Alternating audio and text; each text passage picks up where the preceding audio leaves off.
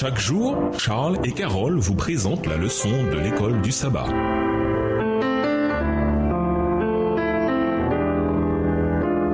Bienvenue dans votre émission. Dieu nous parle. Nous voilà à la leçon de mardi, un Dieu proche. Le Dieu de la création qui a amené à l'existence le soleil, la lune et les étoiles et dont la puissance imposante a créé cette planète et l'a remplie de choses vivantes est également un Dieu qui s'intéresse à chacun de nous. Il est le Dieu qui délivra son peuple de l'esclavage égyptien, qui les guida dans leur errance au désert, qui fit pleuvoir la manne du ciel, qui fit s'écrouler les murs de Jéricho et qui vainquit les ennemis d'Israël. Le même Dieu qui déploya cette puissance infinie pour créer l'univers, la déploie aussi pour vaincre les forces du mal qui se battent pour nos âmes. Lisons 2 Corinthiens 5, le verset 17, Psaume 139, les versets 15 à 18, Acte 17, le verset 27 et Colossiens 1, le verset 17.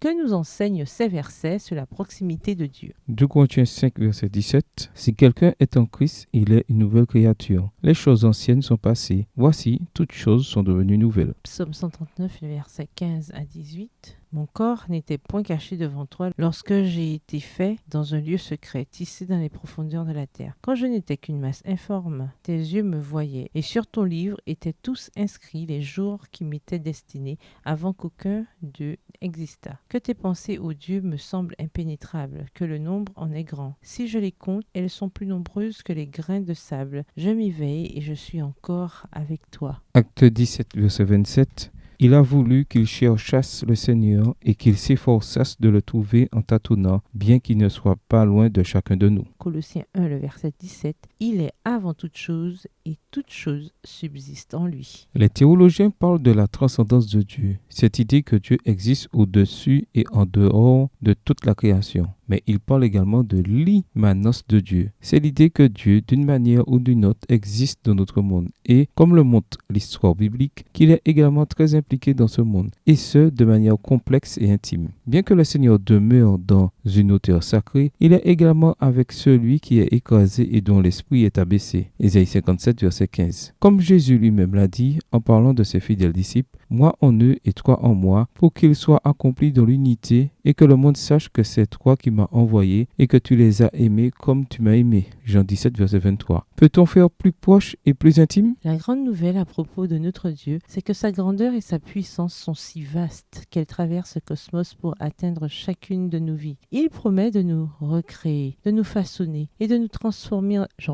et de nous transformer en sa ressemblance. Réfléchissez à ce que cela signifie. Le Dieu qui a créé et qui soutient des milliards de galaxies est le même Dieu, non seulement en qui nous vivons, nous nous mouvons et nous sommes, Acte 17, le verset 28, mais qui agit également dans notre cœur, qui nous donne un nouveau cœur, qui nous purge du péché et qui fait de nous de nouvelles créatures en Christ. Quelle pensée réconfortante quand on prend conscience que notre Dieu, un Dieu avec tant de puissance, nous aime et prend soin de nous. Comment apprendre à tirer espérance et réconfort de la compréhension de l'immanence de Dieu? Ou bien cette idée vous fait-elle peur parce que Dieu connaît vos secrets les plus sombres? En quoi l'évangile de paix devrait-il vous donner la paix à ce sujet? Au revoir. Et à demain si Dieu veut. Dieu nous parle. Chaque jour, Charles et Carole vous présentent la leçon de l'école du sabbat.